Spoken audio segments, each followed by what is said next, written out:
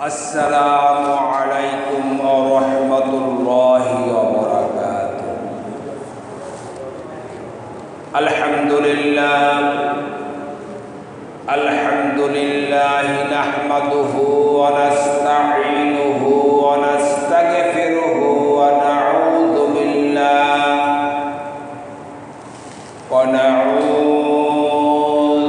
billahi min syururi anfusina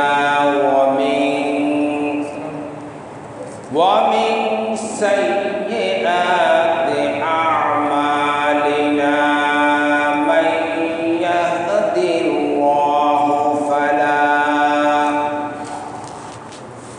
Man yahdihillahu fala mudilla lahu wa man yudlilhu fala hadiya lahu.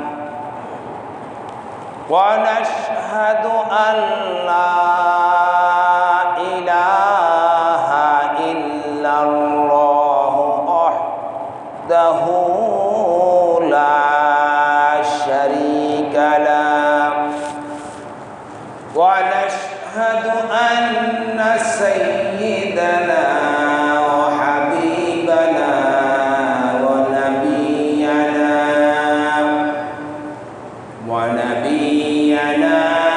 wa maulana Muhammadan abdullahi wa rasuluh alladzi arsalahu bil haqqi basyiran wa nadhiran wa da'i'an ila Allahi bi idnihi wa sirajan wa qamaran muniran. Faqad qala Allah ta'ala fi kalamihil majid wa fi furqanihil hamid. বিতাড়িত শয়তান থেকে পানাহ চেয়ে নিয়ে আমরা সকলে মিলে পড়ে নিই আউযু বিল্লাহি মিনাশ শাইতানির রাজিম। বিসমিল্লাহির রাহমানির রহিম।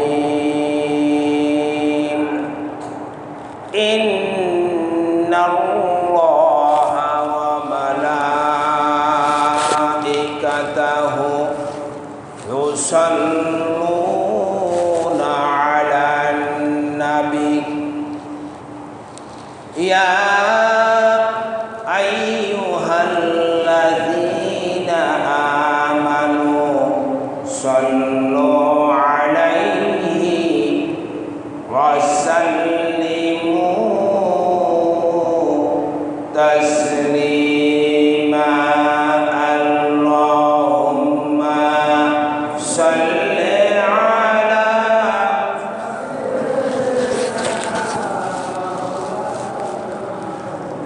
wa ala ali sayyidina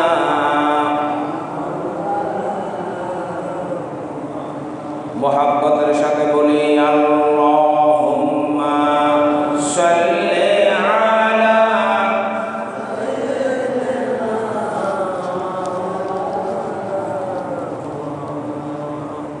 wa ala ali sayyidina salli ala nure khuda Muhammad Rasul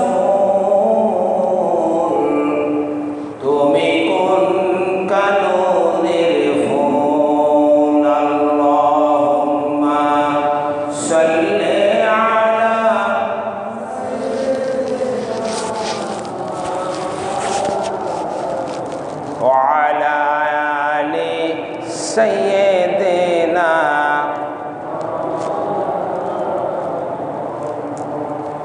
এই মাসটা হলো পবিত্র মাহে রবিউল আউয়াল মাস। হুজুর পাক সাল্লাল্লাহু আলাইহি ওয়াসাল্লাম বলেন, মান নাসিয়া সালাতানা আলাইয়া খাতিয়া তরিকান ইলাল জান্নাহ। তোমরা রবিউল আউয়াল মাসে বেশি বেশি দুরূদ শরীফ পড়ো আমার উপরে। নবীজি এরপরে ধমকি দিয়া বলেন যে দুরূদ শরীফ ভুলে যায় সে জান্নাতের পথও ভুলে যায়। এখন আমরা এখানে তালিমের উদ্দেশ্যে দুরূদ শরীফ পড়তেছি। যেমন হাদিস শরীফে আসছে কুল্লু শাইইন সাকালাতুন, প্রত্যেক জিনিসেই ধার দেওয়ার জন্য একটা অস্ত্র থাকে। যেমন লোহা ধার দেওয়ার জন্য রেত, কথা বলার জন্য বলে যে বক্তে বক্তে বক্তা। প্রত্যেকটা জিনিসের একটা শান দেওয়ার জন্য, শানিত করার জন্য একটা চর্চার প্রয়োজন আছে। হুজুর পাক সাল্লাল্লাহু আলাইহি ওয়াসাল্লাম বলেন কুল্লু সাকালাতুন কলবি আন যিকরিল্লাহ। তোমরা কলবের ঝং যদি পরিষ্কার করতে হয় বেশি বেশি আল্লাহ পাকের জিকির করো। তাহলে এই যে দুইটা হাদিস থেকে আমরা কি শিখলাম যে আমরা ইজতিমাইভাবে যদি আমরা তালিম করি, ইনফিরাদিভাবে আমরা আমল করব,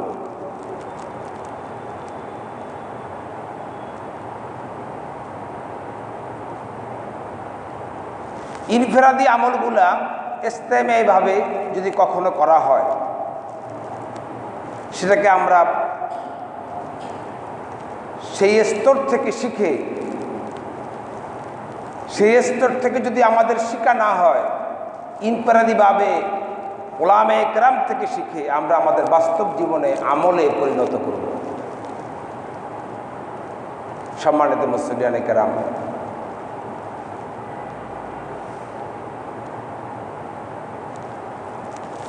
আমাদেরকে আল্লাহ রাব্বুল আলামিন এই পৃথিবীতে পাঠিয়েছেন ইবাদত করার জন্য।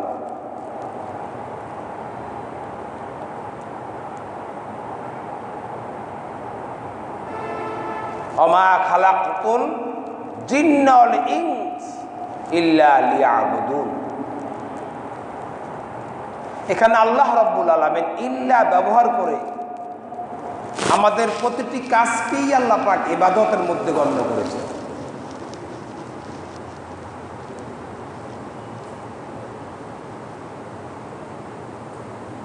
এবং প্রত্যেকটি ইবাদতই আমাদের জন্য পরীক্ষা।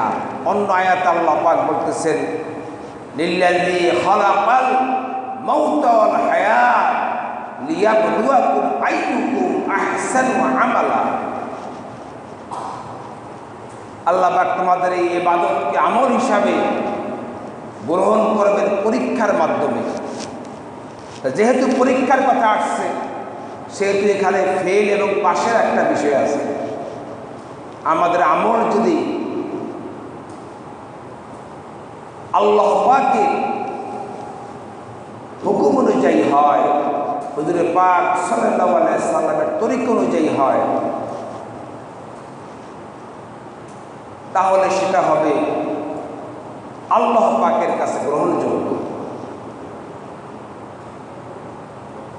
আমাদের কৃতকার্য হওয়ার সম্ভাবনা আছে।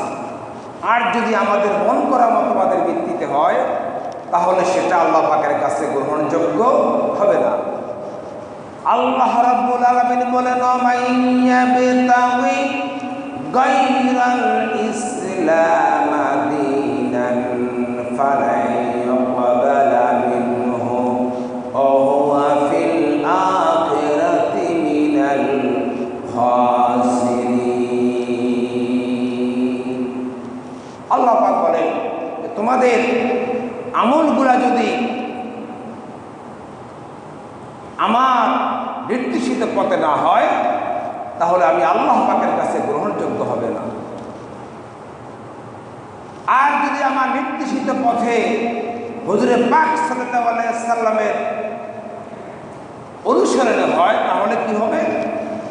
আল্লাহ রাব্বুল আলামিন অন্য আয়াতে বলেন, কুল ইন কুনতুম তুহিব্বুনাল্লাহা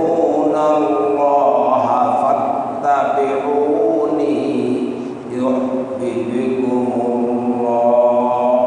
ওয়া ইয়াগফির লাকুম যুনুবাকুম আল্লাহু গফুরুর রহিম। আল্লাহ পাক বলেন, তোমাদের আমলের মধ্যে আমি রব্বুল আলামিন ভালো করেই জানি, জীবন চলার পথে তোমাদের ভুলভ্রান্তি হবে, হয়েই যাবে। যেহেতু আল্লাহ রব্বুল আলামিন শয়তানকে প্ররোচনা দেওয়ার জন্য পারমিশন দিয়েছেন, রব্বুল আলামিন বলেন, এর মধ্য দিয়েও তুমি তোমার জীবন চলার পথে আমি আল্লাহ রাব্বুল আলামিন আমার যেই নবীকে পাঠিয়েছি, সর্বকালের সর্বযুগের সর্বশ্রেষ্ঠ আদর্শ মহামানব বিশ্বনবী মুহাম্মদুর রাসূলুল্লাহ সাল্লাল্লাহু আলাইহি সাল্লাম, তার আদর্শকে যদি তোমরা লালন করে ধারণ করে যদি জীবন চলার পথে চলতে পারো, ওয়ায়াগফির লাকুম যুনুবাকুম, তোমাদের প্রকৃতিকে যে গুনাহগুলো হবে সেই গুনাহগুলো আমি রব্বুল আলামিন মেহেরবানি করে ক্ষমা করে দিব।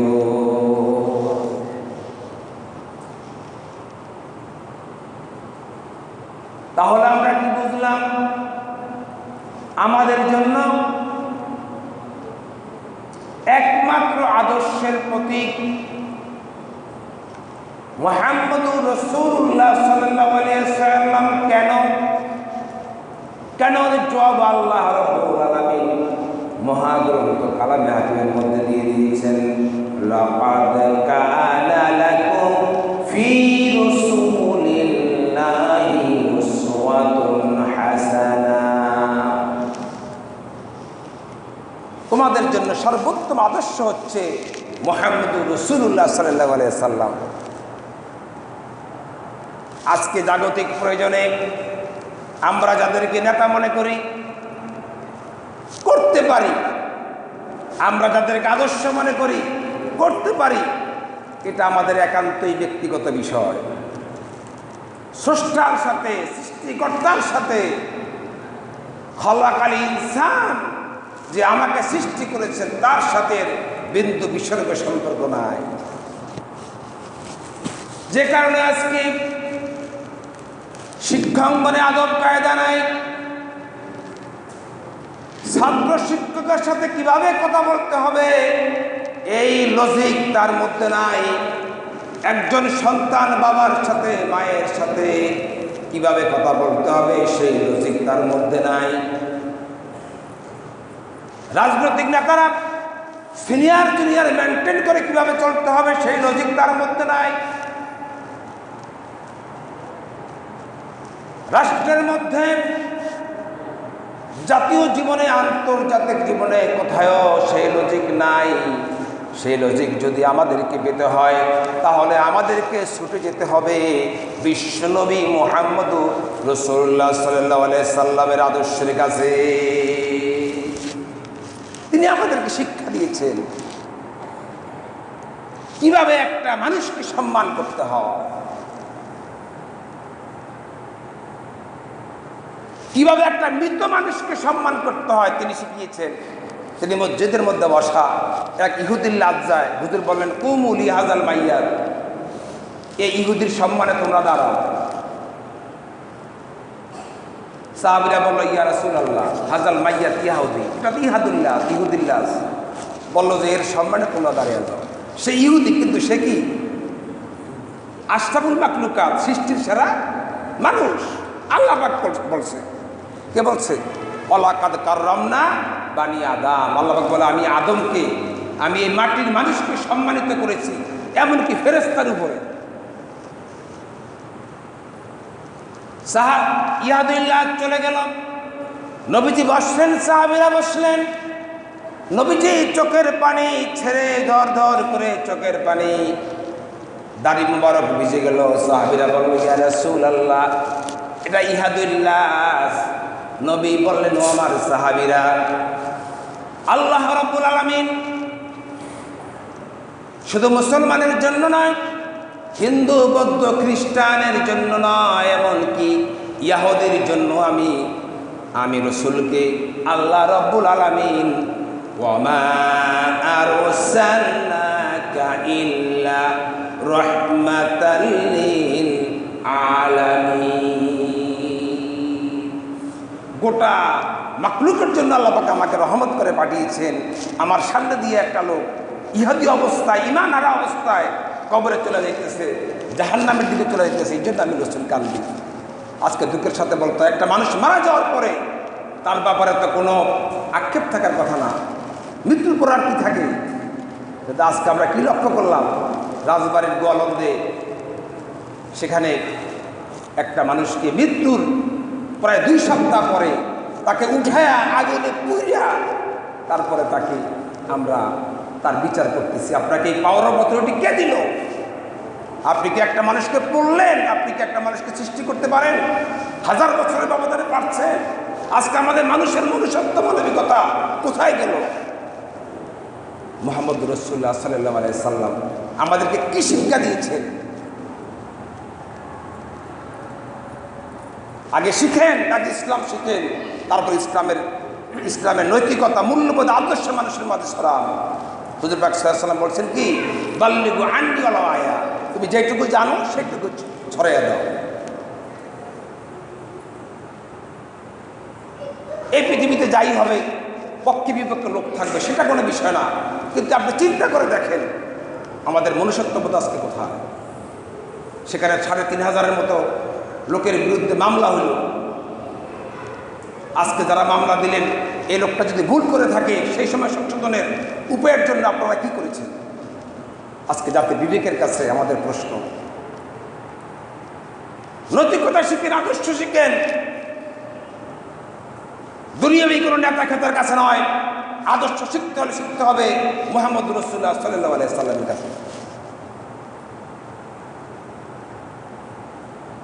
হুজুর পাক সাল্লাল্লাহু আলাইহি সাল্লাম মসজিদে নববীতে বসা, এক ইহুদি আইসা মসজিদের ভিতরে প্রস্তাব করে দিল, আপনারা এখানে সবাই বসা, আমরা সবাই বসা। একজন হিন্দু আইসা যদি এখানে প্রস্তাব করে দেয়, তাকে আপনারা কি করবেন? এখন আপনারা বলবেন যে আমরা তো ইসলাম জানি না। আরে ভাই, জানেন না সেটা কি, সেটা কার দোষ? সেই ব্যর্থতা কার? ইসলাম শিখেন। হুজুর পাক সাল্লাল্লাহু আলাইহি সাল্লাম বসা, সাহাবীরা বসা, এমনকি ওমর রাদিয়াল্লাহু তাআলা আনহু বসা, যার সম্পর্কে হুজুর বলছেন, ইন্না শায়তানা ইয়াখাফু ওমর, শয়তান ওমরের ভয় পায়। শয়তান ওমরের অন্যত্র আসছে যে যেই রাস্তা দিয়ে শয়তান যেত, 40 দিন পর্যন্ত শয়তান সেই রাস্তা দিয়ে যাইত না। অনেক লম্বা কথা, আমি সেদিকে যাব না। ওমর রাদিয়াল্লাহু তাআলা মনে মনে চিন্তা করে, আজকে যদি মুহাম্মদ সাল্লাল্লাহু আলাইহি সাল্লাম এখানে না থাকতো, তাহলে ওর দেহটা থাকতো এক জায়গায়, গর্দানটা থাকতো, গর্দান এক জায়গায়, দেহটা আরেক জায়গায় থাকতো। এখন মুহাম্মদ সাল্লাল্লাহু আলাইহি সাল্লামের পারমিশন ছাড়া সাহাবীরা কিছুই, তিনি সেখানে বসা। আল্লাহ পাক বলছেন, কুল আতিউল্লাহ ওয়া আতিউর রাসূল উলিল আমরি মিনকুম। আজকে আমরা কোথায় যাচ্ছি? আল্লাহ পাক বলেন, এটা ফরজ, তোমরা তোমাদের আল্লাহকে মানো, এরপরে তোমাদের রসুলকে মানো, এরপরে তোমরা যখন যেই সভায় বসবা, সেই সভায় একজন জিম্মাদার, সভাপতি, আমির, ইমাম তাকে নিযুক্ত করে তার সাথে পরামর্শ করে কাজকর্ম করো। হুজুর পাক সাল্লাল্লাহু আলাইহি সাল্লাম সাহাবীদের সেন্টিমেন্ট বুঝতে পেরেছেন, বললেন যে লেট হিম ফিনিশ, তাকে তার জরুরত শেষ করতে দাও, সে আনলোড অবস্থায় আছে, তাকে লোড করতে দাও। ইসলামকে কি মনে করলেন?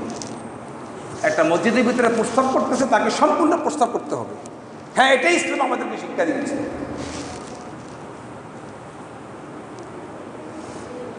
আজকে তো জুলুমে সারা দুনিয়া সয়লাব। কেউ জুলুম করলো, কোনটা জুলুম আর কোনটা গায়রে জুলুম সেটাও আমরা বুঝি না। ইহুদি প্রস্তাব শেষ করলেন, হুজুর পাক সাল্লাল্লাহু আলাইহি ওয়াসাল্লাম ডাকলেন, এই ইহুদি আমার কাছে আসো। যদি আসলেন, বলেন, ইয়া রাসূলুল্লাহ আমাকে কেন ডেকেছেন?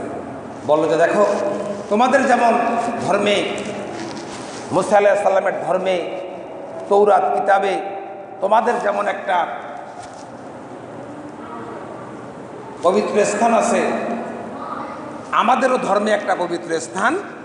ইন্না আউয়ালা বাইতিন উযিয়া লিন-নাস, আমাদের জন্য একটা ঘর আছে, পবিত্র স্থান আছে, মসজিদ, মসজিদুল বাইতুল্লাহ, এটা আল্লাহ পাকের ঘর।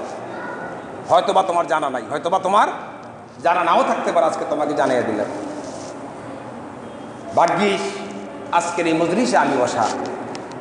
আমি মুহাম্মদ সাল্লাল্লাহু আলাইহি ওয়াসাল্লাম যদি না থাকতাম তাহলে তোমাকে এতক্ষণে তোমার অস্তিত্ব থাকার কথা না। ঠিক আছে, আমি থাকতেই তুমি এখান থেকে আইসি গেট আউট, তুমি চলে যাও। ইহুদি যায় না। ইহুদি যাও না কেন? ইহুদি বলে বিশ্বনবী রাহমাতুল লিল আলামিন যিনি হবেন, তিনি হবেন ক্ষমার আদার দয়ার সাগর। আমাদের তৌরাত কিতাবে মুসা আলাইহিস সালামের ধর্মের অনুসারী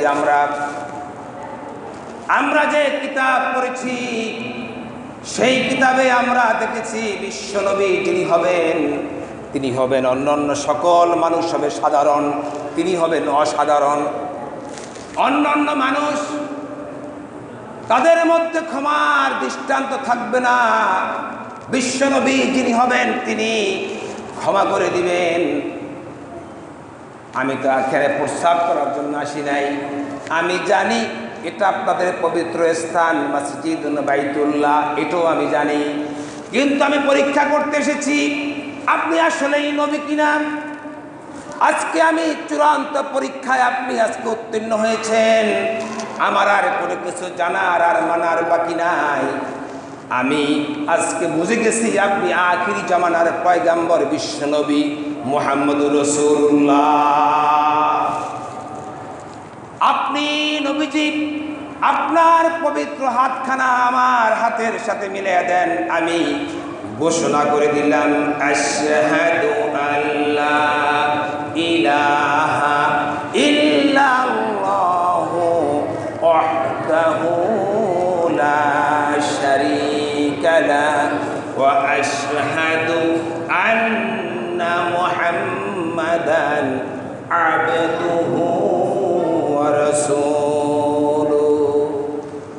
সম্মানিত মুসলিম কেরাম, বিশ্বনবী সাল্লাল্লাহু আলাইহি ওয়াসাল্লামের আদর্শ 23 বছরের আদর্শ 23,000 বছর বলেও শেষ করা যাবে না।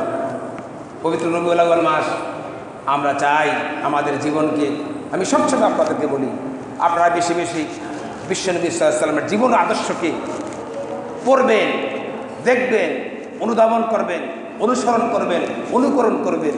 আল্লাহ রাব্বুল আলামিন আমাদের সকলকে এই আদর্শ অনুকরণে কোরআন এবং সুন্নাহর আলোকে আমাদের জিন্দেগি গঠন করে আমাদের ব্যক্তিগত জীবন, পারিবারিক জীবন, সামাজিক জীবন, রাজনৈতিক জীবন, রাষ্ট্রীয় জীবন, জাতীয় জীবন, আন্তর্জাতিক জীবনে আমাদেরকে কামিয়াবি হওয়ার তৌফিক দান করুন বলি আমিন। ও আখিরা দাওয়ানা আলহামদুলিল্লাহি রাব্বিল আলামিন। আসসালামু আলাইকুম ওয়া রাহমাতুল্লাহি ওয়া বারাকাতুহু। যারা সুন্নাত করেন নাই 4 রাকাত কাবার দিবা